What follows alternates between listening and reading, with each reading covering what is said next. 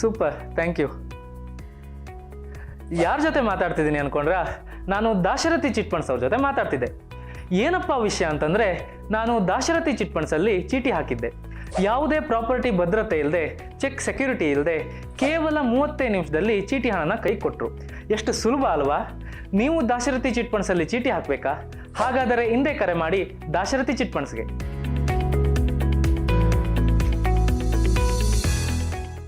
ನಮಾಮಿ ಶಂಕರ ಸದಾಶಿವ ಸಮಾರಂಭಂ ಶಂಕರಾಚಾರ್ಯ ಮಧ್ಯಮಾಂ ಅಸ್ಮದಾಚಾರ್ಯ ಪರ್ಯಂತಂ ವಂದೇ ಗುರು ಪರಂಪರಾಂ.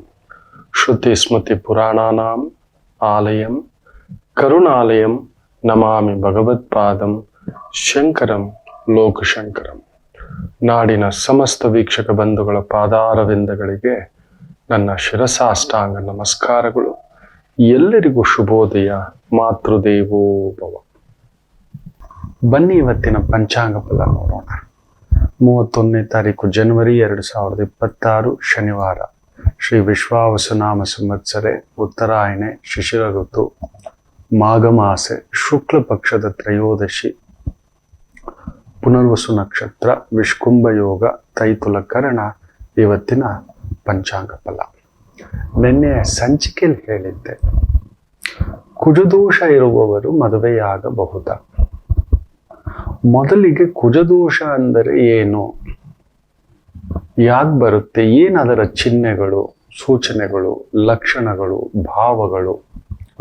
ಕುಜ ಭೂಮಿಕಾರಕ, ಭ್ರಾತೃಕಾರಕ, ಯುದ್ಧಕಾರಕ, ಪಿಂಡಕಾರಕ, ಅಂಡಾಣುಕಾರಕ, ಭೂಮಿಕಾರಕ, ಭೌಮ್ಯಕಾರಕ, ವಾಹನಕಾರಕ. ನಿಮ್ಮ ಒಂದು ಜಾತಕದಲ್ಲಿ ಆತ ನಿಮ್ಮ ಶಕ್ತಿಯನ್ನ ಸೂಚಿಸ್ತಾನೆ. ಸ್ತ್ರೀಯರಿಗೆ ಸಾಮಾನ್ಯವಾಗಿ ಕುಜದೋಷ ಇದ್ದಿದ್ದೆ, ಅಬ್ಬಬ್ಬಾ ಅಯ್ಯೋಯ್ಯೋ ಕುಜದೋಷ ಇರೋ ಸ್ತ್ರೀ ಮದುವೆ ಆಗಬಾರ್ದು, ಹಿಂಗಾಗುತ್ತೆ ಹಂಗಾಗುತ್ತೆ ಅನ್ನತಕ್ಕಂಥದ್ದು ಖಂಡಿತ ಇಲ್ಲ. ನಾನು ಆಗಾಗ ಹೇಳ್ತಿರ್ತಾನೆ, a wrong person at a right place or a right person at a wrong place. ಒಬ್ಬ ಯುದ್ಧ ಮಾಡುವ ಸೇನಾಪತಿಯನ್ನು ತಗೋಬಂದು ಬರೀ ಜಸ್ಟ್ ಆಫ್ಟರ್ ಆಲ್ ಒಬ್ಬ ಸೈನಿಕನಾಗಿ ನಿಲ್ಲಿಸ್ಬಿಟ್ರಿ ಅಂತ ಇಟ್ಕೊಳ್ಳಿ. ಅವನಿಗೆ ತಳಮಳ ಆಗ್ಬಿಡುತ್ತೆ. ಕೊತ ಕೊತ ಕೊತ ಕುದುದು ಕುದುದು ಕುದುದು ಕುದುದು ಒಳಗಡೆಯೇ ಬೆಂದು ಸತ್ತೋಗ್ಬಿಡ್ತಾನೆ. ಮಾನಸಿಕವಾಗಿ ದೈಹಿಕವಾಗಿ ಕಟ್ಟಾಕದ ಹಾಗೆ. ತುಂಬಾ ಶಕ್ತಿಶಾಲಿ ವ್ಯಕ್ತಿಯನ್ನ ಹೋಗ ತರಕಾರಿ ಹಚ್ಚು, ಅಡಿಗೆ ಭಟ್ಟ, ಭೀಮಸೇನನನ್ನ ಆತನೇ ಆಯ್ಕೆ ಮಾಡಿಕೊಳ್ಳೋ ಹಾಗೆ ಧರ್ಮರಾಯರು ಪ್ರಚೋದನೆ ಮಾಡ್ತಾರೆ. ಈ ವನವಾಸ 1 ವರ್ಷದ ವನವಾಸ ಇರುತ್ತಲ್ವಾ, ಸೊ ಆ ಸಂದರ್ಭದಲ್ಲಿ ಒಬ್ಬೊಬ್ರು ಒಂದೊಂದು ರೋಲ್ ತಗೊಳ್ಬೇಕಾದ್ರೆ ಮುಖ್ಯವಾಗಿ ಭೀಮನ ಬಗ್ಗೆ ಭಯ. ಯಾಕಂದ್ರೆ ವಿಪರೀತ ಬಲ, ವಿಪರೀತ ಬಲ. ಆ ಬಲ ಎಲ್ಲಿದ್ರೂ ಎಕ್ಸ್ಪ್ಲೋಡ್ ಆಗ್ಬಿಡುತ್ತೆ. ಮುಂಗೋಪಿ ಕುಜನ ಭಾವ ಸುಬ್ರಹ್ಮಣ್ಯ. ಈ ಒಂದು ಕುಜ ಅನ್ನತಕ್ಕಂಥ ಈ ಒಂದು ಶಕ್ತಿಯನ್ನ, ಅಂಗಾರಕ ಶಕ್ತಿಯನ್ನ, ಅದಕ್ಕೆ ನಾವು ಪೂಜೆಗಳು ಮಾಡುವಾಗ ಆ ಶಕ್ತಿಯನ್ನು 3 ಭಾಗಗಳಾಗಿ ಮಾಡಿದ್ದಾರೆ. ಒಬ್ಬರ ಹತ್ರನೇ ಇಟ್ಟಿಲ್ಲ. ನರಸಿಂಹರ ಬಳಿ ಸ್ವಲ್ಪ, ಸುಬ್ರಹ್ಮಣ್ಯರ ಬಳಿ ಸ್ವಲ್ಪ, ಹನುಮರ ಬಳಿ ಸ್ವಲ್ಪ. ಅಷ್ಟು ಶಕ್ತಿ. ಸುಬ್ರಹ್ಮಣ್ಯರ ಮಗನೇ ಅಂಗಾರಕ, ಶಿವನಿಗೆ ಮೊಮ್ಮಗ. ತನ್ನ ಬಲವನ್ನ ವಿಪರೀತ ತೋರಿಸ್ಕೊಂಡಿದ್ದಕ್ಕೆ ಆತನಿಗೆ ಕುಷ್ಠರೋಗ ಬಂದ್ಬಿಡ್ತು, ಸ್ಕಿನ್ ಲೆಪ್ರೆಸಿ ಪ್ರಾಬ್ಲಮ್ ಬಂದ್ಬಿಡ್ತು.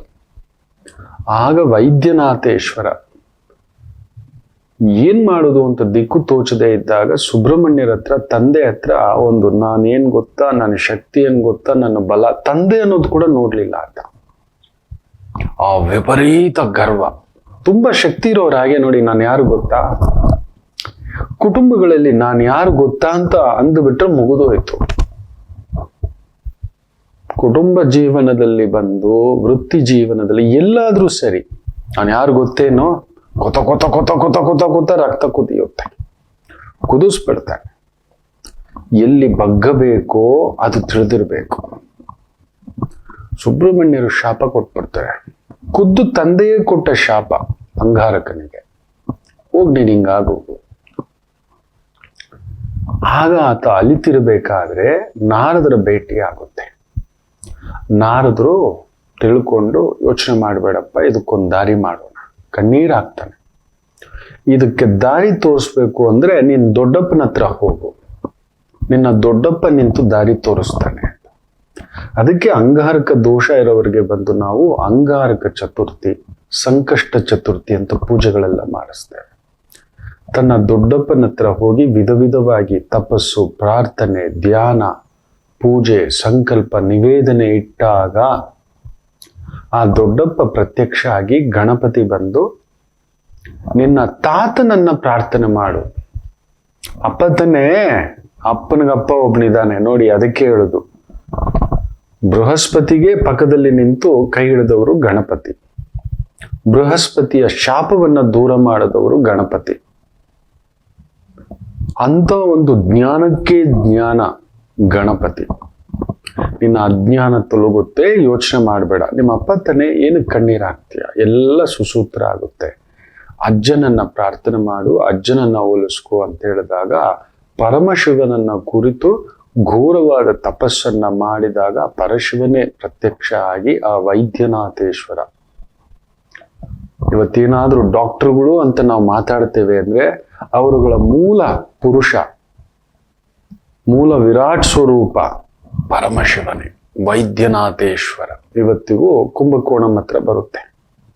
ನೀವೇನಾದ್ರೂ ಈ ನಾಡಿ ಜ್ಯೋತಿಷ್ಯ ಕೇಳ್ತಿರ್ತೀರಿ, ನಿಮ್ಮದು ಈ ತರ ತಂಬು ತಗೊಂಡು ಅದನ್ನ ನೋಡಿ ಹೇಳ್ತಾರೆ ಅಂತ. 99% ನಾನು ನೋಡಿದಾನೆ, it is a fake. It is a fake. ಸುಮಾರು ನಾಡಿ ಗ್ರಂಥ ಸ್ಪೆಷಲಿಸ್ಟ್ಗಳನ್ನ ನಾನು ಪರಿಚಯ ಇದೆ. ಅದು ಬಾಯಿ ಬಿಡಿಸ್ತಾರೆ. ನಿಮ್ಮ ಅಕ್ಷರ ಈ ಅಕ್ಷರದಿಂದ ಶುರುವಾಗುತ್ತೆ, ಈ ಅಕ್ಷರದಿಂದ ಶುರುವಾಗುತ್ತೆ, ನಿಮ್ಮ ತಂದೆ ಅಂತಕ್ಕಂಥದ್ದು, ಅದನ್ನ ಹಾಗೆ ಮಾಡಿ ಹಿಂಗೆ ಹೀಗೆ ಹೀಗೆ ಹೀಗೆ ಅನ್ನತಕ್ಕಂಥದ್ದು. ಇವತ್ತಿಗೂ ಒಬ್ಬ ನಾಡಿ ಜ್ಯೋತಿಷಿ ನನಗೆ ಸಂಬಂಧಪಟ್ಟಂತ ಜ್ಯೋತಿಷವನ್ನು ಹೇಳಲೇ ಇಲ್ಲ. ಸರಿ ತಪ್ಪು ಅಂತ ನಾನು ಜಿಜ್ಞಾಸೆ ಮಾಡೋಲ್ಲ. ಅದನ್ನ ಇದ್ದಾರೆ ಎಲ್ಲೋ ಮರೆಯಾಗಿ ತುಂಬಾ ದೊಡ್ಡ ಒಂದು ಶಕ್ತಿ ಅದು ನಾಡಿ ಜ್ಯೋತಿಷ್ಯ. ಇದ್ದಾರೆ ನಮ್ಮ ಕಣ್ಮುಂದ್ಗಡೆ ಇಲ್ಲ. ಅದನ್ನ ಎಷ್ಟೋ ಸುಟ್ಟಾಕ್ಬಿಟ್ಟಿದ್ದಾರೆ, ಏನೇನೋ ಆಗಿಬಿಟ್ಟಿದೆ. ನಾಡಿ ಜ್ಯೋತಿಷ್ಯ ಅನ್ನೋದು ಸತ್ಯ, ಅದು ಸತ್ಯ. ಬಟ್ ಅದರ ಹೆಸರಿನಲ್ಲಿ ಏನೋ ಮಾಡಿಟ್ಬಿಟ್ಟಿದ್ದಾರೆ ಮಕ್ಕಳೇ. ಬಟ್ ಆ ಜಾಗಕ್ಕೆ ಹೋದ್ರೆ ನೀವು ಗಲ್ಲಿಗೂ ಕೂಡ ನಾಡಿ ಜ್ಯೋತಿಷ್ಯ ಸ್ಪೆಷಲಿಸ್ಟ್ಗಳು ಸಿಗ್ತಾರೆ. ಇದನ್ನು ನನ್ನ ಪರಮ ಪೂಜ್ಯ ಗುರುಗಳೇ ಹೇಳಿದ್ರು. ನರಸಿಂಹನ್ ಸಂತಾನಂ ಅಂತ ಹೇಳ್ಬಿಟ್ಟು, ಹುಚ್ಚ ಎಲ್ಲೋ ಹುಡುಕ್ತಿದ್ಯಾ ನೀನು ಸೋಮನೆ ಅಂತ. ಏನೋ ಕೆಲವೊಂದು ಪ್ರಶ್ನೆಗಳಿರ್ತಾವಲ್ವಾ, ನಾನು ಮಾಡ್ತಿರೋದು ಸರಿಯಾ, ಹೋಗ್ತಿರೋ ದಾರಿ ಸರಿಯಾ? ಕೆಲವೊಂದು ಸಮಯ ನನಗೂ ಕೂಡ ಇದೆ, ಜಿಜ್ಞಾಸೆಗಳಿದೆ, ಹುಡುಕಾಟವಿದೆ. ನನ್ನ ಗಮ್ಯ ಏನು? ಹಮ್ ತೆರೆ ಶಹರ್ ಮೇ ಆಯೆ ಹೇ ಮುಸಾಫಿರ್ ಕಿ ತರ, ಬಸ್ ಸಿರ್ಫ್ ಏಕ್ ಬಾರ್ ಮುಲಾಕಾತ್ ಹೋನೆ ಚಾಹಿಯೆ ಅಂತ. ನನಗೆ ಗೊತ್ತಿಲ್ಲ ಈ ಊರಿಗೆ ಏನಕ್ಕೆ ಬಂದಿದ್ದೇನೆ ಅಂತ. ನನ್ನ ಪ್ರಯಾಣ ಯಾವುದು, ನನ್ನ ಮನೆ ಯಾವುದು, ನನ್ನ ಗುರಿ ಯಾವುದು, ನನ್ನ ನಿಲ್ದಾಣ ಯಾವುದು ಅಂತಲೇ ನನಗೆ ಗೊತ್ತಿಲ್ಲ ಮಕ್ಕಳೇ. ನನ್ನದೇ ಒಂದು ಹುಡುಕಾಟ. ಎಲ್ಲೋ ಕುಳಿತುಕೊಂಡು ಹಾಗೇ ಕುಳಿತುಕೊಬಿಟ್ಟಿರ್ತಾನೆ. ನಾನು ಯಾರು ಏನು ಮಾಡಬೇಕು, ಯಾವ್ದು ಮಾಡಬೇಕು, ಎತ್ತ ಮಾಡಬೇಕು ಅನ್ನತಕ್ಕಂಥ ಭಾವಾರ್ಥ, ಆ ಒಂದು ತೊಳಲಾಟ. ನಮ್ಮ ಗಮ್ಯಗಳೇ ಹಾಗೆ ನಾವು ಅಂದ್ಕೊಂಡಿದ್ದೀವಿ ಅಷ್ಟೇ. ನಾನೇ ಹುಡುಕ್ತಿದ್ದೇನೆ. ಈ ರೀತಿ ಕಾಣದ ಗುರುಗಳು ಏನೇನೋ ಹುಡುಕ್ತಿದ್ದಾನೆ. ಕೆಲವು ಉತ್ತರಗಳು ಸಿಕ್ಕಿದಾವೆ, ಕೆಲವು ಉತ್ತರಗಳು ಸಿಕ್ಕಿಲ್ಲ.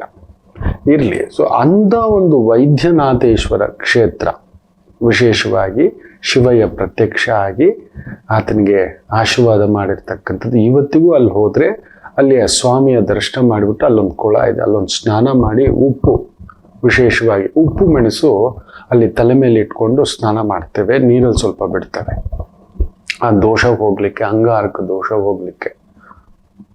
ಸೊ ಅಂಗಾರಕನ ಶಕ್ತಿ ಎಷ್ಟು ಶಕ್ತಿ ಅಂದ್ರೆ ಅದನ್ನ ವಿಭಜಿಸಿದ್ದಾರೆ. ಸ್ವಲ್ಪ ನರಸಿಂಹರಿಗೆ, ಸ್ವಲ್ಪ ಸುಬ್ರಹ್ಮಣ್ಯರಿಗೆ, ಸ್ವಲ್ಪ ಹನುಮರಿಗೆ. ಅದಕ್ಕೆ ಅವರವರ ಭಾವಕ್ಕೆ ತಕ್ಕಂತೆ ಜಾತಕ ಪರಿಶೀಲಿಸಿ ಕೆಲವರಿಗೆ ನರಸಿಂಹ ದೇವಸ್ಥಾನಕ್ಕೆ ಹೋಗಿ ಅಂತ ಹೇಳ್ತಿರ್ತವೆ, ಕೆಲವರಿಗೆ ಹನುಮರಿಗೆ ಹೋಗಿ ಅಂತ ಹೇಳ್ತಿರ್ತವೆ, ಕೆಲವರಿಗೆ ಸುಬ್ರಹ್ಮಣ್ಯರಿಗೆ ಹೋಗಿ ಪೂಜೆ ಮಾಡ್ಕೊಳ್ಳಿ ಅಂತ ಹೇಳ್ತಿರ್ತವೆ. ಸೊ ಆ ನಾನು ಅನ್ನತಕ್ಕಂಥ ಛಾಯೆ ಬಂದ್ರೆ ತಂದೆ ಹತ್ರನೇ ವಾದ ಮಾಡಿದ್ರೆ, ಇನ್ನು ಸೃಷ್ಟಿಕರ್ತ ತುಂಬಾ ಜನ ಏನಕ್ಕೆ ತಾನೆ ನಮ್ಮನ್ನ ಪಿಂಡವಾಗಿ ಕರ್ಕೊಂಡು ಬಂದ್ರಿ, ದಂಡ ಪಿಂಡವಾಗಿ ಹಾಗೆ ಹೀಗೆ ನಾವೇನ್ ಕೇಳಿದ್ವಾ ಅಂತಾರೆ. ಅರೆ ಪೆದ್ದುಗುಂಡುಗಳ, ನಿಮ್ಮನ್ನ ಲೋಕಕ್ಕೆ ಕರ್ಕೊಂಡು ಬಂದಿರೋ ತಂದೆ ತಾಯಿಗೆ ನೀವು ಎಷ್ಟು ಧನ್ಯವಾದ ಹೇಳ್ಬಹುದು ಅಂದ್ರೆ ಹೇಳ್ಬೇಕು.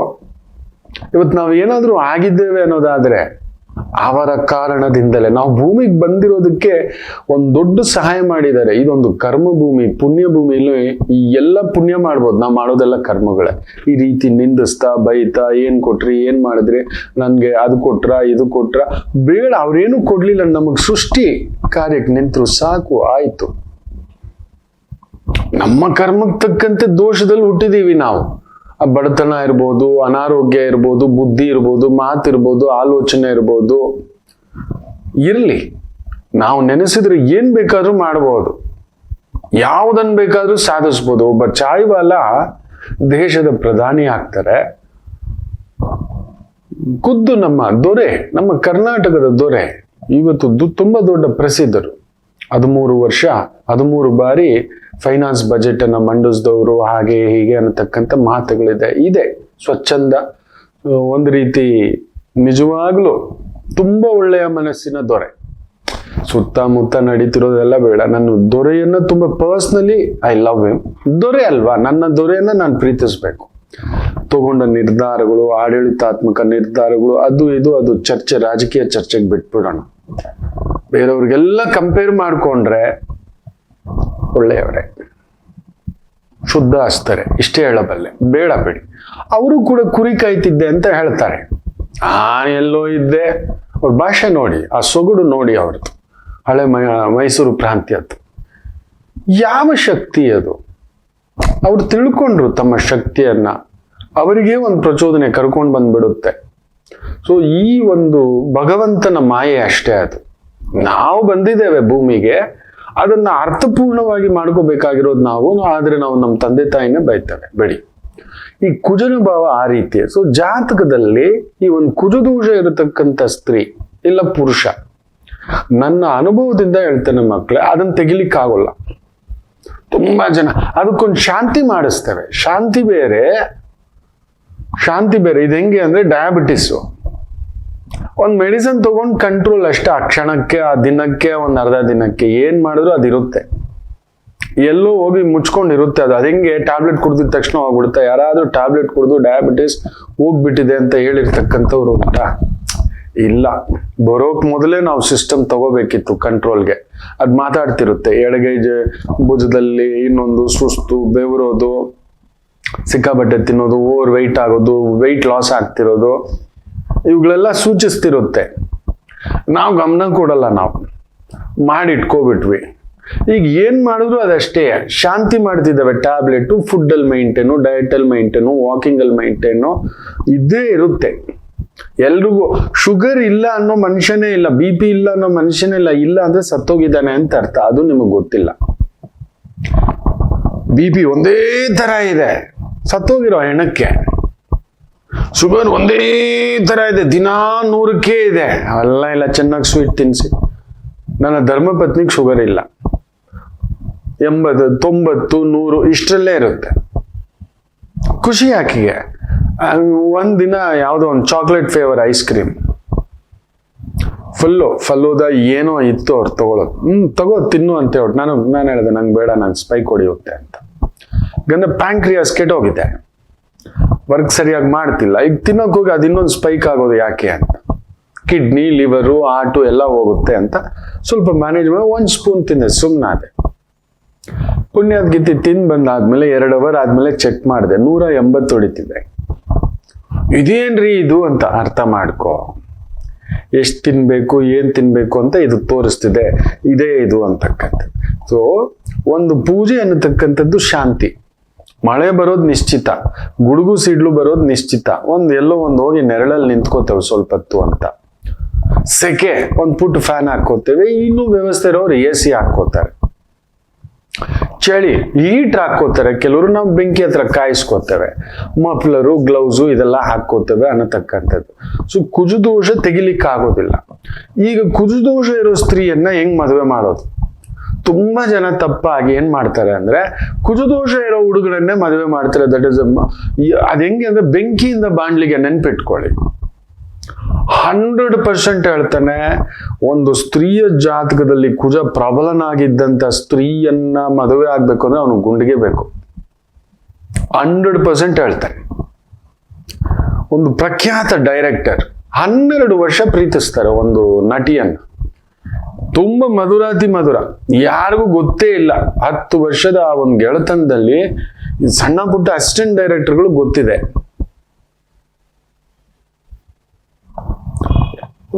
ಅಷ್ಟೇ, ಇನ್ನೊಂದು 2 ವರ್ಷ ಮದುವೆ ಆಗ್ತಿರುತ್ತೆ, ಗುಸು ಗುಸು ಅನ್ನೋಷ್ಟಲ್ಲಿ ಮದುವೆ ಆದ್ರು. ತಮಾಷೆ ಏನಂದ್ರೆ ಹನಿಮೂನ್ಗೆ ಹೋಗ್ತಾರೆ, 3ನೇ ದಿನವೇ ಬೆಂಕಿ ಹಚ್ಕೊಳ್ಳುತ್ತೆ. ಅಯ್ಯಯ್ಯಪ್ಪ ಅಂತ, ಆ ರಭಸ ಇದು ಏನೋ ಇದು ಅಂತ. ಆಗ ಒಬ್ಬ ದೊಡ್ಡ ಹೀರೋ ಹಿಂಗೆ ಮಾತಾಡ್ತಾ ಹೆಂಗಿದೆ ಅಂತ, ಅಯ್ಯೋ ನನಗೆ ಸಾಕಾಗ್ಬಿಟ್ಟಿದೆ ಅಂತ. ಅವ್ರು ಹೇಳಿದ್ ಒಂದೇ ಮಾತು, ಜೀವನದಲ್ಲಿ ಗೆಲ್ಬೇಕಾ ಹೆಂಡ್ತಿನ ಗೆಲ್ಬೇಕಾ? ಜೀವನದಲ್ಲಿ ಗೆಲ್ಬೇಕಾ ಹೆಂಡ್ತಿನ ಗೆಲ್ಬೇಕಾ? ಸರ್ ನಾನು ಜೀವನದಲ್ಲಿ ಗೆಲ್ಬೇಕು. ಹಾಗಾದ್ರೆ ಹೆಂಡ್ತಿ ಹತ್ರ ಸೋತು ಬಿಡು. ಹೌದು, ತುಂಬಾ ಜನಕ್ಕೆ ಇದು ಗೊತ್ತಿಲ್ಲ. ಒಂದು ಪತ್ನಿಗೆ ತುಂಬಾ ಇಷ್ಟವಾಗೋದು ಏನು ಗೊತ್ತಾ? ಅವ್ರು ಹೇಳಿದಕ್ಕೆಲ್ಲ ಹ್ಞೂ ಅನ್ನೋದು, ನೀನೇ ಸರಿ ಅನ್ನೋದು. ನೀವು ಅದನ್ನು ನೋಡಿ ತುಂಬಾ ಒಂದು ಅದ್ಭುತವಾಗಿ ಜೀವನ ನಡೆಸ್ಬಿಡ್ತೀರಿ. ಒಂದು ಹೆಣ್ಣಿಗೆ ಇಷ್ಟವಾಗದೇ ಇರೋದು ತಪ್ಪುಗಳನ್ನು ಹುಡುಕೊಡೋದು. ಇದೇನು ಉಪ್ಪಿಟ್ಟು ಹಿಂಗಿದೆ, ಇದೇನು ತಟ್ಟೆ ಹೆಂಗಿಟ್ಟಿದ್ಯಾ, ಇದೇನು ಡ್ರೆಸ್ ಹಿಂಗಿದೆ, ಹರ್ಟ್ ಆಗ್ಬಿಡ್ತಾರೆ ಕೋತ. ಆ ಎಲ್ಲಾ ಸ್ತ್ರೀಯರಿಗೂ ಕುಜ ಪ್ರಬಲವಾಗಿರ್ತಾನೆ. ಪ್ರಬಲವಾಗಿಲ್ಲ ಅಂದ್ರೆ ಮಕ್ಕಳಾಗಲ್ಲ, ಪ್ರಬಲವಾಗಿಲ್ಲ ಅಂದ್ರೆ ಕುಟುಂಬ ನಡ್ಸೋಕ್ ಆಗೋಲ್ಲ, ಪ್ರಬಲವಾಗಿಲ್ಲ ಅಂದ್ರೆ ದಿಟ್ಟವಾಗಿ ನಮ್ಮನ್ನ ಮಗು ತರ ಇಷ್ಟು ದೊಡ್ಡ ಚಿಕ್ಕ ಎಳೆ ಮಗುವಿಂದ ನಮಗೊಂದು ವಯಸ್ಸವರೆಗೂ ಬೆಳೆಸಿದವ್ರು ಯಾರು? ಅಮ್ಮನ ಶಕ್ತಿ. ಅದರ ನಂತರ ಕುಗ್ಗಿದೆ ಆಕೆಗೆ. ಈ ಗಟಗಿತಿ ಒಬ್ಬಳನ್ನ ಕರ್ಕೊಂಡು ಬಂದಿದ್ದಾಳೆ ದಂಡ ಇಟ್ಟು ಒಡಿಸೋಕೆ, ಕಂಟ್ರೋಲ್ ಹಾಕೋಕೆ. ಎಲ್ಲೋದೆ ನನ್ನ ಇಷ್ಟ ಅಂತಾನೆ. ಈಗ ಕೇಳ್ತಾಳೆ ನನ್ನ ಇಷ್ಟ ಅಲ್ಲ, ಇಲ್ಲ ಆಕೆ ಇಷ್ಟನೇ. ನೀನ್ ಹೇಳಿದ್ದೆ ಸರಿ ಅಂತೇಳಿ ಅದನ್ನ ನಾನು ಮಾಡ್ತಿದ್ದಾನೆ. ನಾನು ಆಗಾಗ ಹೇಳ್ತಿರ್ತಾನೆ, ಯಾವ ಪತ್ನಿಯೋ ಗಂಡ ಹೇಳಿದ್ದನ್ನು ಮಾಡದೇ ಇರುವವಳೆ ಪತ್ನಿ, ಪತ್ನಿ ಹೇಳಿದ್ದನ್ನು ಮಾಡುವಂತೆ ನಟಿಸಿ ಮಾಡದೇ ಇರುವವನೇ ಗಂಡ. ಅದ್ರಲ್ಲಿ ನಂಬರ್ 1 ನಾನೇ ಅಂತ. ಎಲ್ಲದಕ್ಕೂ ಅನ್ನೋದು ಮಾಡದೇ ಇರೋದು ನಾನೇ. ಇದು ಸತ್ಯ. This is the beauty. ಎಲ್ಲಾ ಸ್ತ್ರೀಯರಿಗೂ ಆ ಶಕ್ತಿ ಕೊಟ್ಬಿಟ್ಟಿರ್ತಾನೆ. ಇಲ್ಲ ಅಂದ್ರೆ ಆ ಮಕ್ಕಳು ಇರೋದು, ಮನೆಯನ್ನು ನಿಭಾಯಿಸೋದು ಖಂಡಿತ ಸಾಧ್ಯ ಇಲ್ಲ. ಆ ಸ್ತ್ರೀಯನ್ನ ಸ್ವಲ್ಪ ಅಮ್ಮ ಚೆನ್ನಾಗಿದೆ ಕಣೋ, ಒಂದ್ ಸ್ವಲ್ಪ ಉಪ್ಪು ಹಾಕೋ, ಪುಟ ಸೂಪರ್ ಆಗಿದೆ ಕಣೋ ಡ್ರೆಸ್, ಇನ್ನೊಂದ್ ಚೂರು ಆ ಲೈಟ್ ಹಾಕಿದ್ರೆ ಚೆನ್ನಾಗಿರ್ತಿತ್ತೇನೆ, ಹಿಂಗೆ ಹೇಳಿ ನೋಡಿ, ಖಂಡಿತ ಖುಷಿ ಪಡ್ತಾಳೆ. ಇದೇನ್ ಹಾಕಿದ್ಯಾ ನೋಡಿ, ಗೋಣಿ ಚೀಲ ಅಂದ್ರೆ ಮುಗೀತು, ನಿಮ್ಮನ್ ಗೋಣಿ ಚೀಲದ ತರ ಹೋಗಿತ್ತಾಳೆ. ಇದೇ ಸತ್ಯ, ವೈದಿಕತೆಯ ಸತ್ಯ. ಅದನ್ನ ಹೀರೋ ಹೇಳ್ತಾರೆ, ನೋಡಪ್ಪ ನೀನ್ ಹೆಂಡತಿ ಹತ್ರ ಗೆಲ್ಬೇಕಾ ಜೀವನದಲ್ಲಿ ಗೆಲ್ಬೇಕಾ? ಕುತ್ಕೊಂಡು ಯೋಚನೆ ಮಾಡಿದೆ 3 ದಿನ, ಜೀವನದಲ್ಲಿ ಗೆಲ್ಬೇಕು ಸರ್ ಅಂತ. ಹಾಗಾದ್ರೆ ಹೆಂಡತಿ ಹತ್ರ ಸೋತು ಬಿಡು. ನಾನು ಸೋತು ಬಿಟ್ಟೆ. ಆಕೆ ಹೇಳಿದಕ್ಕೆಲ್ಲ ಹ್ಞೂ ಅನ್ಕೊಂಡ್ ಬಂದೆ, ಚೆನ್ನಾಗಿದ್ದೇವೆ, ಇವತ್ತರೆಗೂ ಡೈವರ್ಸ್ ಮಾಡ್ತಿಲ್ಲ. 3ನೇ ದಿನಕ್ಕೆ ಲವ್ ಆಗೋವರೆಗೂ ಚೆನ್ನಾಗಿತ್ತು. ನಾ ಹೀರೋಯಿನ್ ಯಾರೂ ಅಲ್ಲ. ಇವತ್ ಪ್ರಬಲ ರಾಜಕಾರಣಿ ಆ ಅಮ್ಮನ್ ಬಾಯಲ್ಲಿ ಬರೋದೆಲ್ಲ ಬೂತುಗಳೇ. ಪಕ್ಕದ ಸ್ಟೇಟ್ ಅವಳು ಏನೇನೋ CM ಪರವಾಗಿ ಇಲ್ದಿದ್ದೆಲ್ಲ ಮಾತಾಡಿ DCM ಈಗ ಆಕೆ ಯಾರ್ಯಾರನ್ನೆಲ್ಲ ಬೈದವರು ಅವರೆಲ್ಲ ಗೆದ್ದುಬಿಟ್ಟಿದ್ದಾರೆ. ಅದರಲ್ಲಂತೂ DCM ಪಕ್ಕದ ಸ್ಟೇಟ್ ಅವರು ಈ ಅಮ್ಮ ಬೈದುನೇ DCM ಆಗ್ಬಿಟ್ಟಿರೋದು. ಬರೀ ಮೀಮ್ಸೆ ಆ ಅಮ್ಮನ ಬಗ್ಗೆ. ಸಾಕಪ್ಪ ಅಂತ ಚೆನ್ನೈ ಓಡ್ ಬಂದು ಕೂತ್ಕೊಬಿಟ್ಟಿದ್ದಾಳೆ. ಯಾರು ಅಂತ ಗೊತ್ತಾಗಿರುತ್ತೆ ನಿಮಗೆ, ಅದ್ರ ಬಗ್ಗೆ ಬೇಡ ಮಾತು. ಕುಜನ ಭಾವ ಆ ಬೆಂಕಿ ನಿಯಂತ್ರಿಸ್ಲಿಕ್ಕೆ ಆಗೋಲ್ಲ, ನೆನ್ಪಿಟ್ಕೊಳ್ಳಿ. ಬೆಂಕಿಯೇ. ಬೆಂಕಿಯನ್ನ ನೀವ್ ಇನ್ನೊಂದು ಬೆಂಕಿ ತಗೊಬಂದ್ ಸೇರಿದ್ರೆ ಕಾಡಿಗೆ ಇಚ್ಛಾಗ್ಬಿಡುತ್ತೆ. 2 ಕುಜದೋಷ ಇರತಕ್ಕಂಥವರನ್ನ ಮದುವೆ ಮಾಡೋದು ಮರಣ ಮೃದಂಗವೇ. ಜಾತಕ ಪರಿಶೀಲಿಸ್ಬೇಕು. ಹುಡುಗಿಯ ಜಾತಕದಲ್ಲಿ ಕುಜನ ಪ್ರಾಬಲ್ಯತೆ ಎಷ್ಟಿದೆ. ತಮಾಷೆ ಗೊತ್ತಾ, ನೀವು ನಂಬಲ್ಲ, ನನ್ನ ಧರ್ಮಪತ್ನಿಯ ಜಾತಕದಲ್ಲಿ ಪ್ರಬಲ ಅಂಗಾರಕ ದಗದಗ ಅನ್ನೋ ಸ್ಥಿತಿನಲ್ಲಿ ಮಕರ ರಾಶಿಯಲ್ಲಿ ಉಚ್ಚಂಗತ. ಏಟಲ್ಲ ಎದಿರೇಟೆ. ನೇರ ಹೇಳ್ತಾರೆ ಅವ್ರು, ದಾಳಿಗೆದ್ರಿಲ್ಲ ದಂಡಿಗೆದ್ರಿಲ್ಲ ಅಂತಾರೆ ಅಷ್ಟೇ. ಏನು ಆಯ್ತು ಬಿಡಿ ಗುರುಗಳೇ ಅನ್ನೋದು ನಾವು. ಅದು ಹೆಂಗ್ ಬಂತು ನನಗೆ? ನಾನು ಕುಳಿತುಕೊಂಡು ಯೋಚನೆ ಮಾಡಿದೆ. ಈ ಥರದ್ದು ಒಂದು 1000 ಜಾತಕಗಳನ್ನ ಹುಡುಕಿದ್ದೇನೆ. ನಾನು ಉಗ್ರನೇ, ಬೆಂಕಿಯೇ, ನನಗಿರೋ ಕುಜ ಬೇರೆ ಕಡೆ ಇದೆ. ಆಗಾಗ ದಗ್ ದಗ್ ದಗ್ ದಗ್ ಹೊಡಿಯುತ್ತೆ. ಆಕೆ ಮೇಲೆ ನೀವು ನಂಬಲ್ಲ, ಮ್ಯಾಕ್ಸಿಮಮ್ 5%. ನನ್ನ ಮೇಲೆ ಬಾಣ ಬಿಡುತ್ತೆ ಆ ಮಗು, ಇಲ್ಲ ಅಂತಲ್ಲ. ಇದೇನ್ರಿ ಇದು ತಿನ್ನೋದ್ರಲ್ಲಿ, ಇದೇನ್ರಿ ಇದು ಅನ್ನತಕ್ಕಂಥದ್ದು ನಿಜವೇ. ಆದ್ರೆ ಅಲ್ಲಿ ಎಲ್ಲೋ ತಾಳ್ಮೆ. ಆ ಮಗು ಏನ್ ಹೇಳಿದ್ರು ಏನಿದು? ಈ ತರದ್ದು ತುಂಬಾ ಜಾತಕಗಳ ಪರಾಮರ್ಶೆಯಲ್ಲಿ ಹೆಂಗೆ ಇವ್ರು ಗೆದ್ರು, ಇದು ಹೇಗ್ ನಾನ್ ಗೆದ್ದೆ ಅನ್ನತಕ್ಕಂಥದ್ದು ನೋಡಿದ್ರೆ ನೀವು ನಂಬಲ್ಲ. ಆಕೆಗೆ ಮಕರ ರಾಶಿಯಲ್ಲಿ ಪ್ರಬಲವಾಗಿ ಕುಳಿತಿರ್ತಕ್ಕಂಥ ಕುಜ. ತಮಾಷೆ ಏನ್ ಗೊತ್ತಾ? ನನಗೆ ಕಟಕದಲ್ಲಿ ಕುಳಿತಿರೋ ಶನಿ ತಣ್ಣ ಕುಳಿತಿದ್ದಾನ ಕುಜನಿಗೆ ನೇರವಾಗಿ. ಹೌದು, ಜಾತಕದಲ್ಲಿ ಶನಿ ಪ್ರಬಲನಾಗಿರಬೇಕು. ಆ ಸ್ತ್ರೀಯನ್ನ ಗೆಲ್ಲಬೇಕೆಂದರೆ ಕುಜ ಪ್ರಬಲವಾಗಿದ್ದರೆ ಸತ್ಯ ಹೇಳ್ತಾನೆ ಇದಾನೆ ನನಗೆ. ಬಟ್ ಆ ಕುಜನಿಗೆ ನೇರವಾಗಿ ಕುಜ ಇದ್ದ ಅಂತ ಇಟ್ಕೊಳ್ಳಿ. ಇವಾಗ ಹೆಣ್ಮಗುಗೆ ಜಾತಕದಲ್ಲಿ ಲಗ್ನದಲ್ಲೇ ಕುಜ, 7ನೇ ಮನೇಲಿ ಕುಜ ಇದ್ದ ಅಂದ್ರೆ ಬರೆದು ಇಟ್ಕೊಳ್ಳಿ, 9 ದಿನ ಇಲ್ಲ 9 ವಾರ ಇಲ್ಲ 9 ತಿಂಗಳು ಮರಣ ವೇದನೆಯೇ, ವಿಯೋಗವೇ. ಮೊನ್ನೆ ಕೂಡ ಒಂದು ಜಾತಕ ಮಾತಾಡ್ತಿದ್ದೆ ಹುಬ್ಳಿಯಿಂದ, ಪುಟ್ಟ ಮಗು, 1990, ಏನೂ ಮಾತಾಡ್ಲಿಲ್ಲ. ನಾನ ಇನ್ನು ಯಜಮಾನ್ರ ಜೊತೆಲಿ ಇದೀಯಾ ಅಂತ. 2 ತಿಂಗಳಿಗೆ ಇಷ್ಟಪಟ್ಟು ಗುದ್ದಾಡಿ ಮದುವೆ ಆಗಿರೋದು. ಅವನು ನೀನ್ ಬೇಡ ಅಂತ. ನಾನು ಅಟ್ಟಕ್ ನಿಲ್ತೀನಿ, ನೀನ್ ಅಟ್ಟಕ್ ನಿಲ್ತೀನಿ ಅಂದ್ರೆ ಅವ್ನು ಸಂಸಾರ ಮಾಡಲ್ಲ. ಒಂದೇ ಮನೇಲಿ ಇದ್ರೆ ಹೋಗ್, ಕೆಲ್ಸದ ಏನಾದ್ರು ಮಾಡಿದ್ಯಾ, ಮದುವೆ ಮೊದ್ಲು ಕೇಳಿದ್ಯಾ, ನಿನ್ ಬಲ ಏನು, ನಿನ್ ಶಕ್ತಿ ಏನು, ಮದುವೆಯಲ್ಲಿ ಇದೆಯಾ, ಕೆಲಸದಲ್ಲಿ ಇದೆಯಾ, ವೃತ್ತಿಲಿ ಇದೆಯಾ, ವ್ಯಾಪಾರದಲ್ಲಿದೆಯಾ, ಅಧಿಕಾರದಲ್ಲಿದೆಯಾ, ಅಂತಸ್ತಲ್ಲಿದೆಯಾ. ನೀವು ಯಾರೇ ದೊಡ್ಡ ದೊರೆಸಾನಿಯನ್ನ ನೋಡಿ, ಕಿತ್ತೂರು ರಾಣಿ ಚೆನ್ನಮ್ಮ ತಗೊಳ್ಳಿ, ಸೋನಿಯಾ ಗಾಂಧಿ ತಗೊಳ್ಳಿ, ಇಂದಿರಾ ಗಾಂಧಿ ತಗೊಳ್ಳಿ, ಜಯಲಲಿತಾ ತಗೊಳ್ಳಿ, ನೀವು ಲಿಸ್ಟ್ ಮಾಡ್ಕೊಳ್ಳಿ. ನೀವು ಯಾರೆಲ್ಲ ದೊಡ್ಡ ಸಾಧಕಿಯರಾಗಿದ್ದಾರೋ ಅಮ್ಮಂದಿರೇ ಅವರು. ಅಲ್ಲೊಂದು ತ್ಯಾಗ, ಅಲ್ಲೊಂದು ಬಲಿದಾನ, ಅಲ್ಲೊಂದು ಯುದ್ಧ ಅಲ್ಲಿರುತ್ತೆ. ಯಾರೆಲ್ಲ ದೊಡ್ಡ ದೊಡ್ಡ ಪುರುಷ ಜಾತಕಗಳು ಗೆದ್ದಿರ್ತಾರೋ ನೀವು ಆಪೋಸಿಟ್ ನೋಡಿ ಅವ್ರ ಪತ್ನಿಯರು. ಶಿವಾಜಿ ಮಹಾರಾಜ್ ನೋಡಿ. ಈಗೇನು ಬೇಡ, ನಮ್ಮ ದೇಶದ ದೊರೆ ಸಿದ್ದರಾಮಯ್ಯ ಅವ್ರನ್ನೇ ನೋಡಿ, ನಮ್ಮ ರಾಜ್ಯದ ದೊರೆ. ಅವ್ರ ಪತ್ನಿ ಬಗ್ಗೆ ನಾವೆಲ್ಲಾದ್ರೂ ಕೇಳಿದ್ದು, ಮಾತಾಡಿದ್ದು, ನೋಡಿದ್ದು. ನಮ್ಮ ದೇಶದ ದೊರೆ ನೋಡಿದ್ದೀರಾ? ನೆಹರು, ವಾಜಪೇಯಿ, ಗಮನಿಸಿ ನೋಡಿ ನೀವು ಬೇಕಾದ್ರೆ. ಅವರು 4 ಗೋಡೆ ಬಿಟ್ಟು ಹೊರಗಡೆನೆ ಬಂದಿರೋಲ್ಲ. ನಾವಾಯ್ತು, ನಮ್ಮ ಅಡಿಗೆ ಆಯ್ತು. ಯಾಕಂದ್ರೆ ಇಲ್ಲಿ ಕುಜನ ಪ್ರಾಬಲ್ಯ ಜಾಸ್ತಿ ಇದ್ದಾಗ ಇಲ್ಲಿ ತಣ್ಣಗಿರೋರೇ ಬರ್ಬೇಕು, ನೆನ್ಪಿಟ್ಕೊಳ್ಳಿ.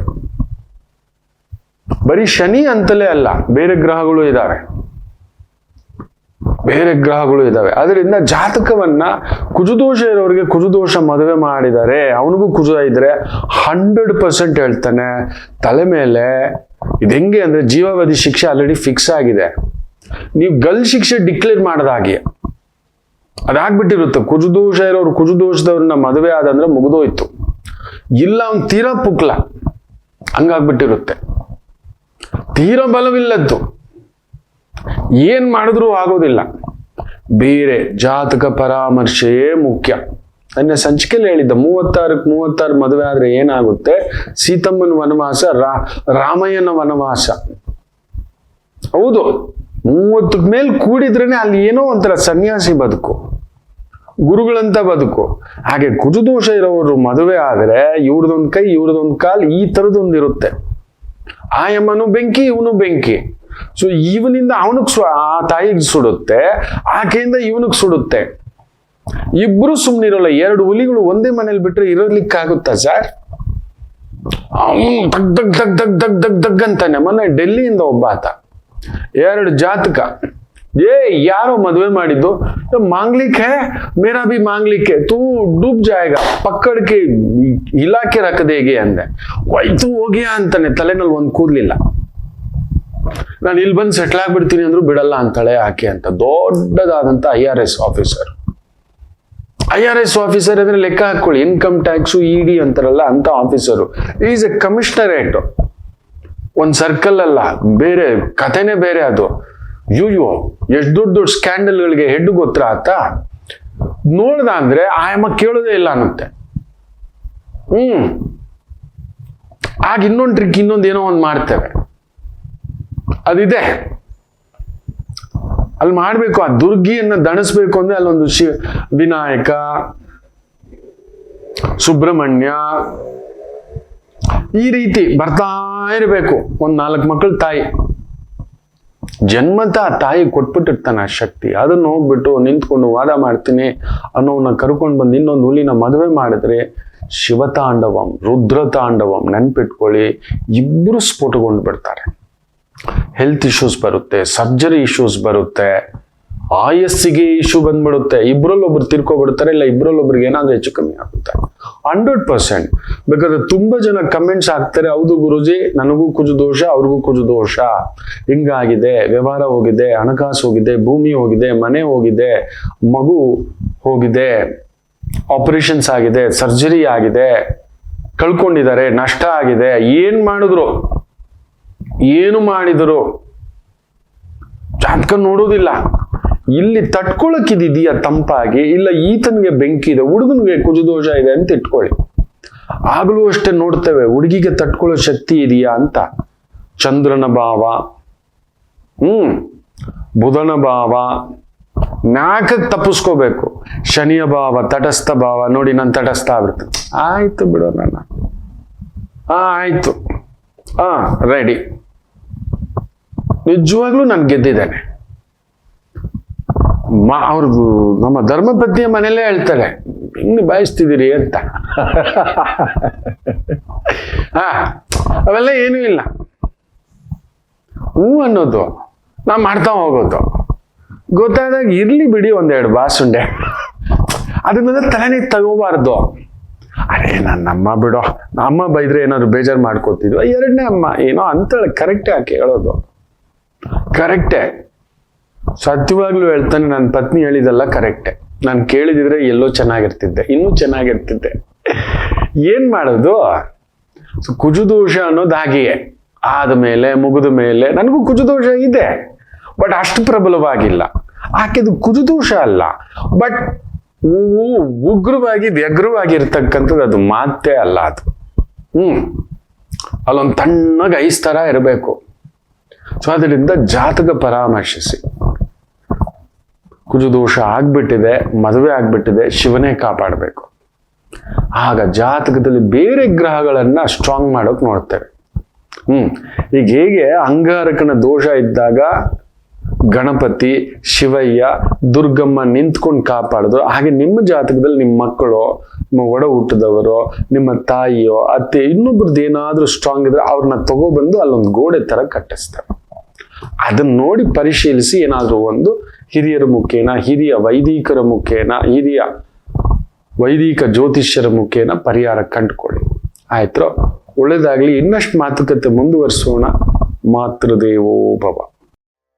ನಮಾಮಿ ಶಂಕರ.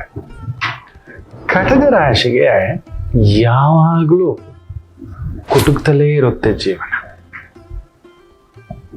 ಒಂದ ಸಂಗಾತಿ ಇಲ್ಲ ಮಕ್ಕಳು. ಹಾಗೆ ಮೀನು ರಾಶಿಯವರಿಗೆ ಒಂದು ತಂದೆ ಇಲ್ಲ ತಾಯಿ, ಇವರಿಂದ ದೂರ ಇರ್ತೀರಿ, ಇಲ್ಲ ಹತ್ರಕ್ಕೆ ಹೋದಷ್ಟು ನೋವು ತಿಂತೀರಿ.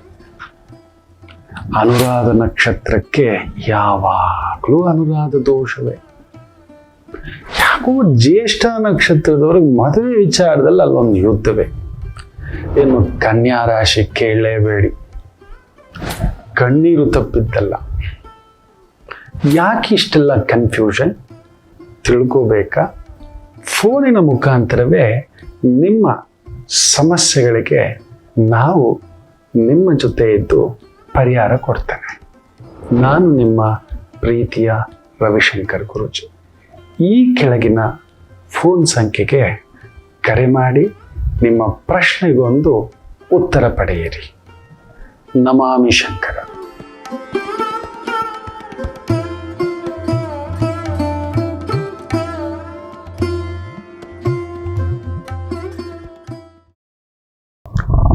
ನಮಾಮಿ ಶಂಕರ. ನಿಮ್ಮ ಮೊಬೈಲಲ್ಲಿ ಇಲ್ಲ, ನಿಮ್ಮ car number, vehicle number, door number, ನೀವು ಯಾವುದೋ ರೀತಿಯಲ್ಲಿ ಸಂಖ್ಯೆ 97ಕ್ಕೆ ಕನೆಕ್ಟ್ ಆಗಿದ್ದೀರಿ, ಖಂಡಿತ ಸನ್ಯಾಸಿ ಬಾಬಾ. ತದ್ದರಿ ಇತ್ತ ನರಿ, ಒಂದ ಹುಲಿಯಾಗಿ ಬದುಕಬೇಕು, ಅದು ಬಿಡಲ್ಲ. ಹುಲಿ 9, ಸಿಂಹ 9, 7 ಏನ್ ಹೇಳ್ತಾನೆ ಗೊತ್ತಾ? ಬಿಡ, ಇದೊಂಥರ ಮುಖವಾಡದ ಬದುಕು, ನೆನಪಿಟ್ಟುಕೊಳ್ಳಿ. 97 ಇರೋರು ಹಠದ ಬದುಕ್ತೀರಾ. 100% ಹೇಳ್ತಾನೆ, ಕುಟುಂಬ ಇಲ್ಲ ನಿಮ್ಮ ಗಂಡನ ವಿಚಾರ, ಇಲ್ಲ ನಿಮ್ಮ ಹೆಂಡತಿ ವಿಚಾರ, ಇಲ್ಲ ಮಕ್ಕಳ ವಿಚಾರ, ಇಲ್ಲ ನಿಮ್ಮ ಒಡ ಹುಟ್ಟಿದವ್ರ ವಿಚಾರದಲ್ಲಿ ನೋವೇ ನಿಮಗೆ ಸ್ಟ್ರೈಟ್ ಅವೇ. ನಿಮ್ಮ ಒಂದು ಗಾಡಿಯಲ್ಲಿ 97 ಕನೆಕ್ಟ್ ಆಗಿದ್ದೀರಾ.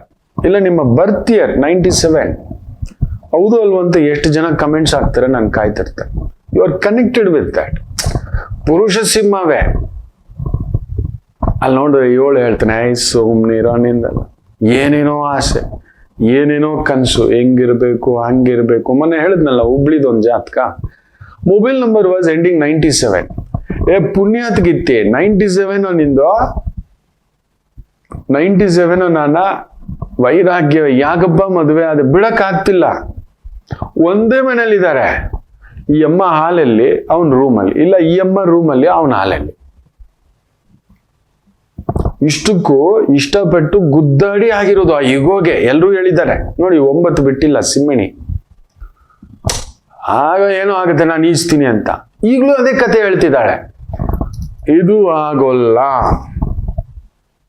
ನಿನ್ನ ಗಂಡ ಪುಕ್ಲ, ನಿನ್ನ ಹೆಂಡತಿ ಪುಕ್ಲ, ನಿರ್ಧಾರಕ್ಕೆ ನಿಲ್ಲೋಲ್ಲ, ಸಾಥ್ ಕೊಡಲ್ಲ, ಕುಟುಂಬದ ವಿಚಾರ ಏನಕ್ಕೆ ತಾನೇ ನಾನು ಮಾಡಿಕೊಂಡೇನೋ ಅನ್ನತಕ್ಕಂಥ ಒಂದು ತಪ್ಪು ನಿಮ್ಮಿಂದ ನಡೆಯುತ್ತದೆ. ಮಾಡಬಾರ್ದು ಮಾಡಿರೋಲ್ಲ, ಬಟ್ ಏನೋ ಒಂದು ನಡೆಯುತ್ತೆ, ಮಾಡಿದ್ದೋ ಮಾಡದೆಯೋ ಏನೋ ಒಂದು ಕರ್ಮ ಸಂಬಂಧಿತ ನೋವು ಈ 97 ಹೊಡೆಯುತ್ತೆ. ನಿಮ್ಮ ಮೊಬೈಲಲ್ಲಿ 97 ಇದೆಯಾ ನೋಡಿ, ಹೌದು ಅಲ್ವೋ ನೀವು ಹೇಳ್ತೀರಿ. ಗುರುಗಳೇ ಕಣ್ಣೀರ ಗುರುಗಳೇ ಅಂತ 100%. ಆಮೇಲೆ ಇನ್ನೊಂದು ಏನ್ ಗೊತ್ತಾ, ಅರ್ಧ ಇದು ದಾರಿಗೆ ಬಂದ್ಮೇಲೆ ಬುದ್ಧಿ ಬರುತ್ತೆ ನಿಮ್ಗೆ. ಅರ್ಧ ದಾರಿ 7 ಅವಾಗ ಕೊಡ್ತಾನೆ, ಮೊದಲೇ ಎಲ್ಲರೂ ಹೇಳಿರ್ತಾರೆ, ಕಿವಿಗೆ ಹಾಕೊಂಡಿರಲ್ಲ.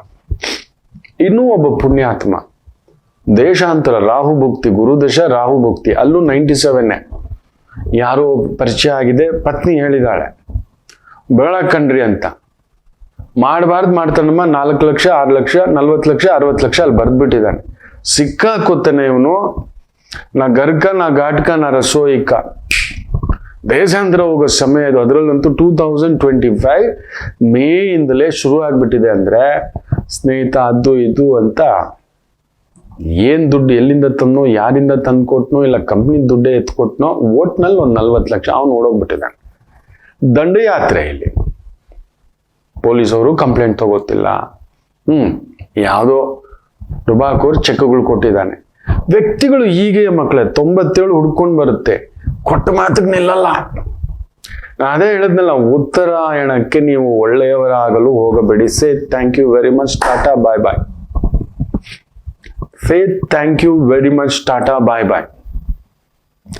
ನಿಮ್ ಕಷ್ಟ ನೋಡಲ್ಲ ರೀ, ಬರೆದಿಟ್ಕೊಳ್ಳಿ. ನೀವ್ ಏನ್ ಹಾಳಾದ್ರೆ ನನಗೆ ಬರೋದು ಬರ್ಬೇಕು. ಒಬ್ಬ ದೊಡ್ಡ ಕಂಪನಿಯ ಪ್ರವರ್ತಕ, ಏನೋ ಒಂದು ಆಗ್ಬಿಟ್ಟಿದೆ, ನಷ್ಟಗಳ ಮೇಲೆ ನಷ್ಟ.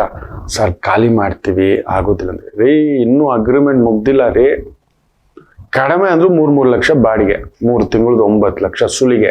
ಇಷ್ಟಕ್ಕೂ ಆಪ್ತರು, ಗೌರವಾನ್ವಿತರು, ಸಾರ್ ನೀವಂದ್ರೆ ಹಾಗೆ, ನೀವಂದ್ರೆ ಹೀಗೆ. ಅಲ್ಲೂ ನೋಡಿ 97 ಕನೆಕ್ಟೆಡ್. ಇಲ್ಲಿ ನೋಡಿದ್ರೆ ಆ ಪುರುಷ ಸಿಂಹ ಕೆದಕಿಸ್ತಾನೆ, ಇಲ್ಲ ಇನ್ನೊಂದು ಸ್ವಲ್ಪ ಅಂತ. ಇಲ್ಲ, ಅಲ್ಲಿ 7 ಬಿಡಲ್ಲ.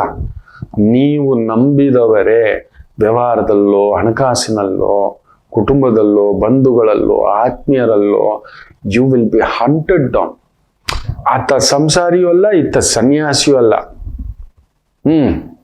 ಅರಣ್ಯರೋಧನ ಅಂತ ಹೇಳ್ತೀವಿ. ಅರಣ್ಯರೋಧನ, ಈ ಅರಣ್ಯದಲ್ಲಿ ಸಿಕ್ಕಾಕೊಂಡ ಹಾಗೆ ಎಲ್ಲಿಂದ ಏನ್ ಅಟ್ಯಾಕ್ ಆಗುತ್ತೋ, ಏನೋ ಒಂದು ಹಣ್ಣು ತಿನ್ನೋಣ ಚೆನ್ನಾಗಿರುತ್ತೆ ಅಂತ ಆಸೆ ಪಟ್ಟು ಅರಣ್ಯ ನೋಡಕ್ಕೆ ತುಂಬಾ ಚೆನ್ನಾಗಿದೆ ಅಂತ ಬಂದ್ಬಿಡ್ತೀವಿ. ಈ ಕೆಲವರು ಯೂಟ್ಯೂಬ್ ನೋಡ್ಕೊಂಡು ಇವಾಗೆಲ್ಲ ಕೃಷಿ ಶುರು ಹಚ್ಕೊಂಡಿದಾರಲ್ಲ ಅಂಥವ್ರು ಟೈಮ್ ಪಾಸ್ಗೆ ಭೂಮಿ ತಾಯಿ ಹತ್ರ ಆಟ ಆಡೋದು, ಟೈಮ್ ಪಾಸ್ಗೆ ಬಂದ್ ಮಾಡೋದು, ಅದೊಂದು ಮಗಳನ್ ತರ ತಾಯಿ ತರ ಧರ್ಮ ಪತ್ನಿಯನ್ನು ನೋಡ್ಕೊಳ್ಳೋ ತರ ನೋಡ್ಕೋಬೇಕು. ಅಷ್ಟು ಮರ್ಯಾದೆಯಿಂದ ಇದ್ರೆ ಅಮ್ಮ ಭೂದೇವಿ ಕೊಡುತ್ತೆ. ಸುಮ್ಮನೆ ಅಲ್ಲ, ನನ್ನ ಇಷ್ಟಕ್ಕೂ ಬರ್ತೀನಿ, ಏನೋ ಇಟ್ಟು ಬಿಡ್ತೀನಿ, ಏನೋ ಮಾಡಿಬಿಡ್ತೀನಿ, ತೂಫಾನು ಆ ರೀತಿ ಏನೋ ಬಂದ ಹಣ್ಣು ತಿನ್ನು ಅಷ್ಟರಲ್ಲಿ ಯಾವ್ದಾವ್ದು ಅಟ್ಯಾಕ್ಗಳು, ಎಲ್ಲಿಂದಲೋ ಬುಸ್ಸಪ್ಪ ನಾಗಪ್ಪಗಳು, ಕಾಡಂದಿಗಳು, ಚಿರತೆಗಳು, ಇದೆಲ್ಲ ಆ ರೀತಿಯ ಪ್ರಭಾವ 97 ಅವರಿಗೆ.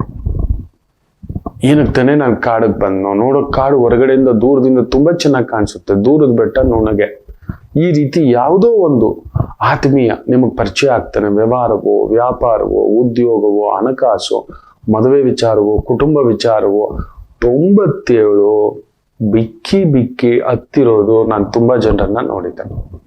ಆ ಮಗು ಅಳ್ತಲೇ ಇತ್ತು. ಇಲ್ಲೂ ಅಷ್ಟೇ ನಾ ಹೇಳಿದೆ, ಈಗ ದೇಶಾಂತರ ದೂರಕ್ಕೆ ಕೆಲಸ ಏನಾದ್ರು ಬಂತು ಅಂದ್ರೆ ಹೋಗೋಕೆ ಕೇಳು ಅಂದ್ರೆ ಈಗ ಬೆಂಗಳೂರಲ್ಲಿ ಕೆಲಸ ಅಂತ ಕಳಿಸ್ಬಿಡೋ ತಾಯಿ, ಆಮೇಲೆ ನೋಡ್ಕೊಳ್ಳೋಣ. ಬದುಕಿದ್ದರೆ ರಾಜ್ಯವಾಳಬಹುದು, ಇದು ನನ್ನ ಗುರುಗಳು ಹೇಳ್ಕೊಟ್ಟಿರೋದು. ಬದುಕಿದ್ರೆ ಅಲ್ಲೇ ಇರ್ತೀನಿ, ಇನ್ನೊಂದು ಆಗುತ್ತೆ, ಅದೆಲ್ಲ ಆಗೋಲ್ಲ ಕೆಲವೊಂದು ಸಮಯ. ಪಾಂಡವರಂತವ್ರೆ ಮುಖ ಮುಚ್ಕೊಂಡು ರಾಜ್ಯ ಬಿಟ್ಟೋದ್ರಂತೆ. ಮುಖ ಮುಚ್ಕೊಂಡು ಹೋಗಿರೋದು ನೆನ್ಪಿಟ್ಕೊಳ್ಳಿ, ಯಾರು ನೋಡಬಾರ್ದು, ನಮ್ಮ ಮುಖನೂ ಕಾಣಬಾರ್ದು ಅಂತ.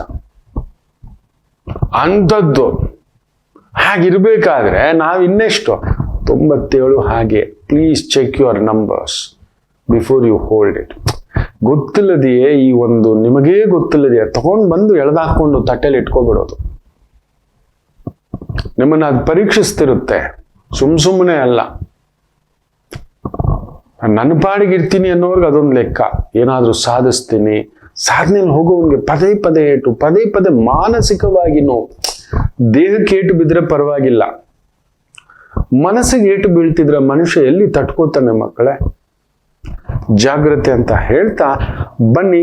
ಇವತ್ತು ವಿಶೇಷವಾಗಿ ರಾಮನ ನಕ್ಷತ್ರ, ಪುನರ್ವಸು ನಕ್ಷತ್ರ, ಗುರುಚಂದ್ರ ಬೇರೆ. ಅಲ್ಲಿ ನೋಡಿ, ಚಂದ್ರನು ಗುರುಸಾರ, ಗುರುವು ಗುರುಸಾರ. ವಿಶೇಷವಾಗಿ ಇಬ್ಬರು ಗುರುಗಳು ಭಾಗ್ಯಸ್ಥಾನವನ್ನ ಮೇಷರಾಶಿಗೆ ನೋಡ್ತಿದ್ದಾರೆ.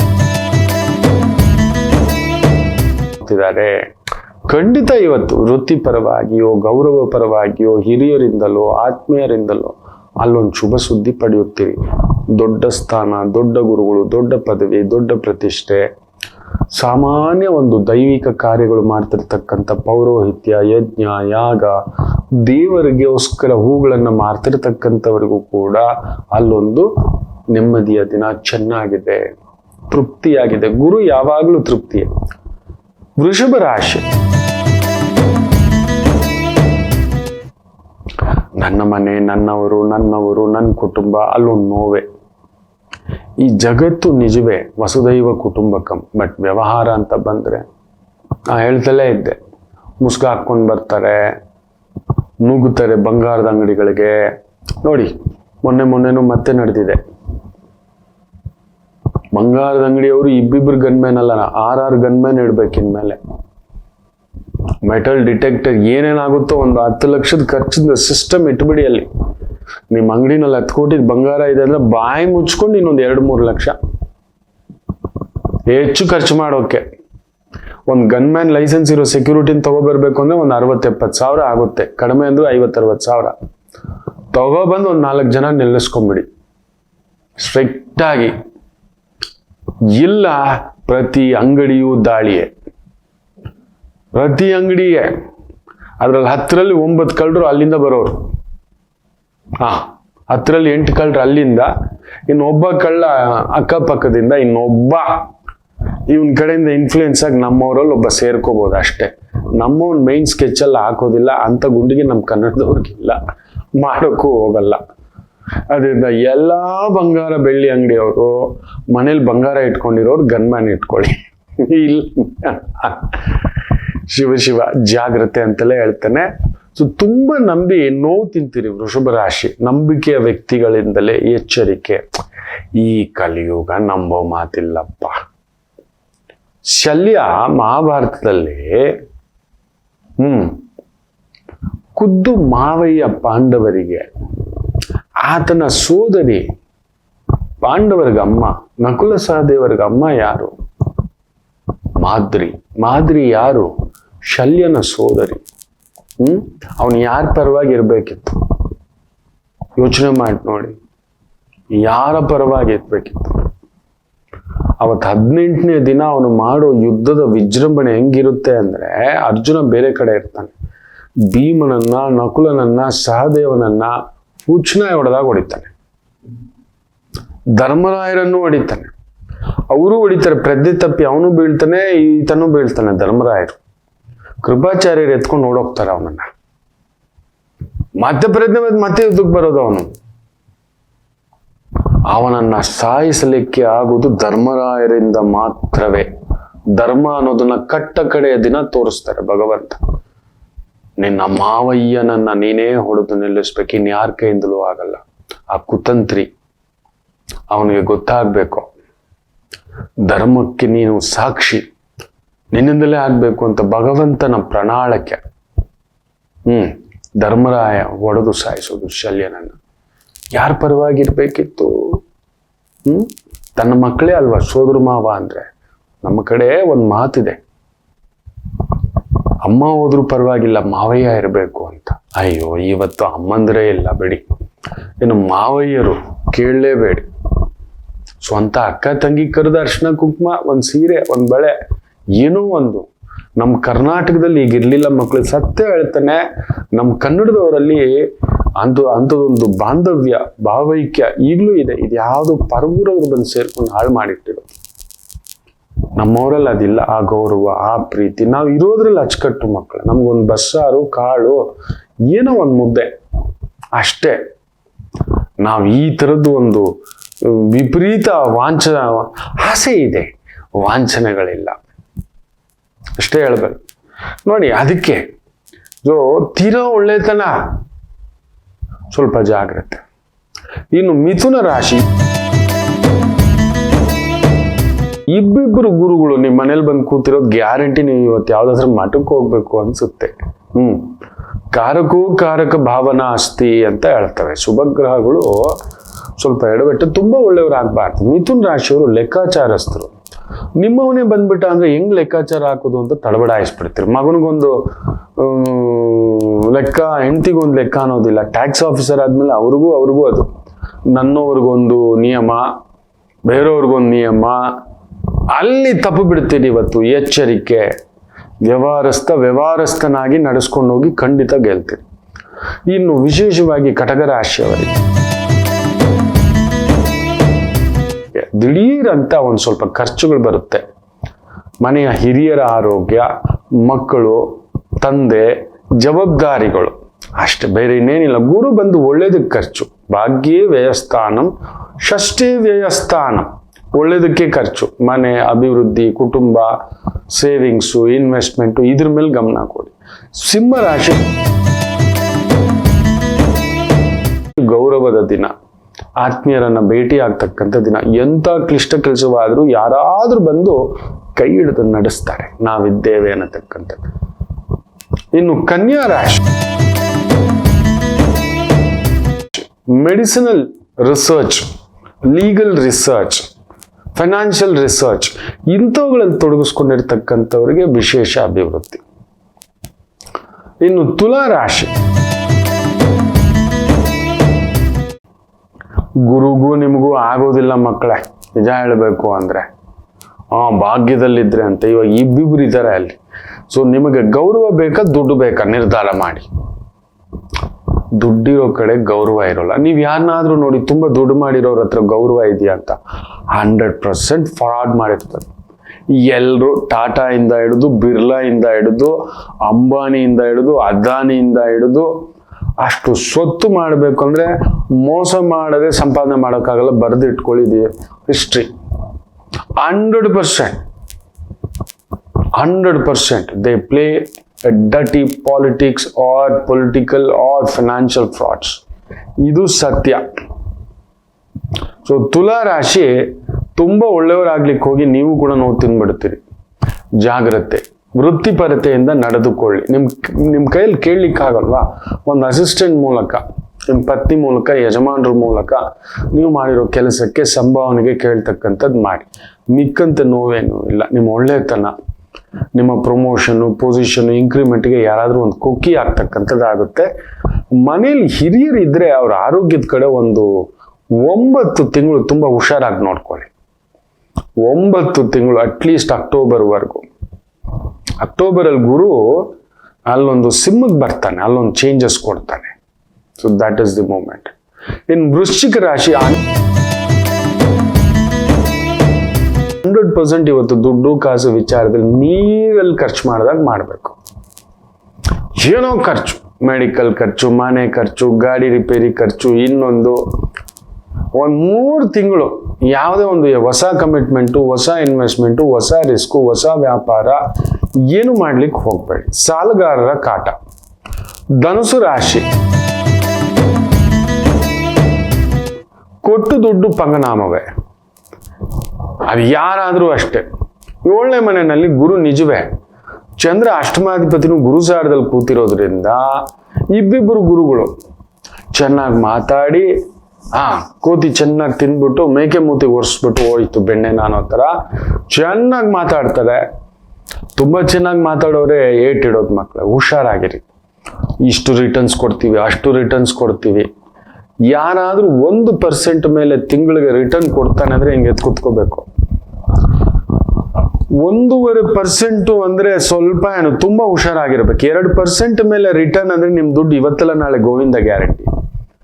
ಆದ್ರೆ ಜನ ಏನ್ ಗೊತ್ತಾ, ಹೋಗೋದೆ 2% ಮೇಲೆ ಬರುತ್ತೆ ದುಡ್ಡು ಅಂದಿದ್ದ ದುಮುಕ್ ಬಿಡೋದು. 100% 3% ರಿಟರ್ನ್ ಕೊಡ್ತೀನಿ ತಿಂಗಳಿಗೆ, 4%, 5% ಬಡ್ಡಿ. ಅವನು ನಾನು ಕೊಡ್ತೀನಿ ಸರ್ 5% ಬಡ್ಡಿ, ನಂಗೆ ಅರ್ಜೆಂಟ್ ಅಂದ್ರೂ ಕೊಡಬೇಡಿ. ಅದಾಗದ ಮಾತು. ಅವನು 1 ತಿಂಗಳು, 2 ತಿಂಗಳು, 3 ತಿಂಗಳು ಕೊಡ್ತಾನೆ ಅಷ್ಟೇ. ಆಮೇಲೆ ನಿಮ್ ದುಡ್ಡು ಕೂತ. ಹುಷಾರಾಗಿ ವ್ಯವಹಾರಗಳನ್ನ ಹ್ಯಾಂಡಲ್ ಮಾಡಿ. ಧನಸ್ಸು, ಇಲ್ಲಾಂದ್ರೆ ನೋವು ತಿಂತೀರಿ. ಮಕರ ರಾಶಿ ಸಾಲ ಕೊಡಿಸೋದು, ವ್ಯವಹಾರಗಳು ಮಾಡಿಸ್ಕೊಡೋದು, ಅಡ್ವೈಸರ್ಗಳನ್ನ ಹೊಂದಾಣಿಕೆ ಕೊಡೋದು, ಮಾಡಿಸ್ಕೊಡೋದು, consultancy, teaching line, advising line, legal line, judicial line ಅನುಕೂಲ. ಸ್ವಲ್ಪ ನಿಮಗೂ ಸಾಲಬಾಧೆ, ಋಣಬಾಧೆ, ಆರೋಗ್ಯದ ಕಡೆ ಗಮನ ಕೊಡಿ. ಕುಂಭರಾಶಿ ಮಳೆಗಾಲ. ಯಾಕಂದ್ರೆ ಇಬ್ಬರು ಗುರುಗಳು ಪಂಚಮದಲ್ಲಿ ಕುಳಿತು ನಿಮ್ಮನ್ನು ನೋಡ್ತಿದ್ದಾನೆ. ಇಬ್ಬಿಬ್ರು ಗುರುಗಳು ನಿಮ್ಮನ್ನು ನೋಡ್ತಿರೋದು. ಲಾಭಸ್ಥಾನವನ್ನು, ನಿಮ್ಮನ್ನು 100% ಇವತ್ತು ವೃತ್ತಿ, ಉದ್ಯೋಗ, ವ್ಯವಹಾರ, ಹಣಕಾಸು ಚೆನ್ನಾಗಿರುತ್ತೆ. ಆದರೆ ಮನೆಯವರ ವಿಚಾರದಲ್ಲಿ ಅಲ್ಲಿ ಒಂದು ಸಣ್ಣ ನೋವು. ತುಂಬಾ ಹತ್ತಿರದವರ ವಿಚಾರದಲ್ಲಿ ನಿಮಗೆ ಯಾರ ನೋವು ಕೊಟ್ಟಿಲ್ಲ. ನಾನು ಆಗ್ಲೇ ಹೇಳಿದ್ನಲ್ಲ, ಹಮ್ ತೆರೆ ಶಹರ್ ಮೇ ಆಯೇ ಹೇ ಮುಸಾಫಿರ್ ಕಿ ತರ. ಏನೋ ಬಂದಿದ್ದಾನೆ ಭಗವಂತ ನನ್ನ ನಿಲ್ದಾಣೆಯಲ್ಲಿ, ನನ್ನ ಗಮ್ಯಲ್ಲಿ ಅಂತ. ಯಾರೂ ನಿಮಗೆ ನಿಲ್ದಾಣ ಕೊಡೋರಿಲ್ಲ. ಎಲ್ಲರಿಗೂ ನಿಲ್ದಾಣ ಕೊಡೋರು ನೀವೇ. ಎಲ್ರಿಗೂ ಧೈರ್ಯ ಹೇಳೋರು ನೀವೇ. ಯಾರಾದ್ರೂ ಸೋತಿದ್ದಾರೆ, ಎದ್ದಿದ್ದಾನೆ ಅಂದ್ರೆ ಅವನ ಹಿಂದ್ಗಡೆ ಒಬ್ಬ ಕುಂಭ ಇರ್ತಾನೆ ನೋಡಿ. ಬೇಕಾದ್ರೆ ಚಾಲೆಂಜ್ ಮಾಡ್ತೀನಿ. ಯಾರಾದ್ರೂ ಆತ್ಮಹತ್ಯೆ ಮಾಡ್ಕೋತಿದ್ದಾನೆ ಅಂದ್ರೆ ಅವನ ಹಿಂದ್ಗಡೆ ಅವನು ಇರ್ತಾನೆ. ಬಚಾವ್ ಮಾಡಿದ್ದಾನೆ ಅಂದ್ರೆ ಕುಂಭ ಇರ್ತಾನೆ. ಬಟ್ ಅವ್ರ ನೋವಿದ್ದಾಗ ಯಾರೂ ಇರೋಲ್ಲ. ಯಾಕಂದ್ರೆ ಅವ್ನು ಹೇಳೋದೇ ಇಲ್ಲ. ತನ್ನ ಸಾವನ್ನು ಹೇಳದೆ ಸಾಯುವ ಏಕೈಕ ವ್ಯಕ್ತಿ, ತನ್ನ ಸಾವು ಗೊತ್ತಿದ್ರು ಯಾರಿಗೂ ಹೇಳದೆ ಸಾಯೋ ವ್ಯಕ್ತಿ ಕುಂಭ ಒಬ್ಬನೇ. ಅವನ ಮೈಯೆಲ್ಲ ನೋವಿರುತ್ತೆ. ಏನ್ ಚೆನ್ನಾಗಿ ಕೂತಿರ್ತಾನೆ ಗೊತ್ತಾ, ಕಟಾರಿ ಕೃಷ್ಣಪ್ಪ ತರ. ನಿಮ್ ಗುಂಡಿಗೆ 8 ಮಾಡೋಣಪ್ಪ. ನಾನು ನೋಡ್ತಿರ್ತಾನೆ ಕುಂಭ ಲಗ್ನ, ಕುಂಭರಾಶಿ ನೋಡ್ತಿದ್ರಿ, ಏನ್ ಗುಂಡಿಗೆನೋ ಇವ್ರದ್ದು ಅಂತ. ಹೌದು, ನೀವು ಹಾಗೆಯೇ ನೀವು. ಆದ್ರಿಂದ ಇವತ್ತು ಕೆಲವು ವಿಚಾರದಿಂದ ಸಣ್ಣದಾಗಿ ನೋವು ತಿಂತೀರಿ. ಇನ್ನು ವಿಶೇಷವಾಗಿ ಮೀನರಾಶಿ, ನಿಮ್ಮಿಂದ ಸುಖ ಪಡೆದವರಿಲ್ಲ. ನೀವು ಬಂದಿರೋದೇ ಇನ್ನೊಬ್ರು ಸುಖ ಕೊಡೋಕ್ಕೆ. ಇವತ್ತಂತ ಒಂದು ದಿನ. ವೃತ್ತಿಯಲ್ಲಿ ಒಳ್ಳೆ ಗೌರವ, ಬ್ಯೂಟಿಫುಲ್. ಆ ಕೇಂದ್ರ ಸ್ಥಾನವನ್ನ ಕೇಂದ್ರಾಧಿಪತಿಯೇ ನೋಡುತ್ತಿರೋದ್ರಿಂದ, ಪಂಚಮಾಧಿಪತಿ ಪೂರ್ವ ಪುಣ್ಯ ಸ್ಥಾನಾಧಿಪತಿ ಬೇರೆ. 100%. ಅದರಲ್ಲೂ ಒಂಥರ ಈ ವೈದಿಕ, ಜ್ಯೋತಿಷ್ಯ, ಆಗಮ, ಪೂಜೆ, ಆಶ್ರಮ, ಈ ಥರದ ವೃತ್ತಿ, ಉದ್ಯೋಗ, ವ್ಯವಹಾರ ತೊಡಗಿಸ್ಕೊಂಡಿರ್ತಕ್ಕಂಥ ಒಂದು ಮೀನರಾಶಿಯವರಿಗೆ ಬ್ಯೂಟಿಫುಲ್ ಡೇ. ಧರ್ಮ ಕಾರ್ಯ, ಕೋಶಾಧಿಕಾರಿ, ಗೆಜೆಟೆಡ್ ಆಫೀಸರ್, ಇನ್ನೊಬ್ಬರಿಗೆ ವೃತ್ತಿ ಕೊಡೋದು, ಇನ್ನೊಬ್ರಿಗೆ ಅನ್ನ ಕೊಡೋದು, ಇನ್ನೊಬ್ರಿಗೆ ನೆರಳು ಕೊಡೋದು. Fantastic day. ಎಲ್ಲರಿಗೂ ಒಳ್ಳೆಯದಾಗಲಿ. ಮಾತೃದೇವೋ ಭವ.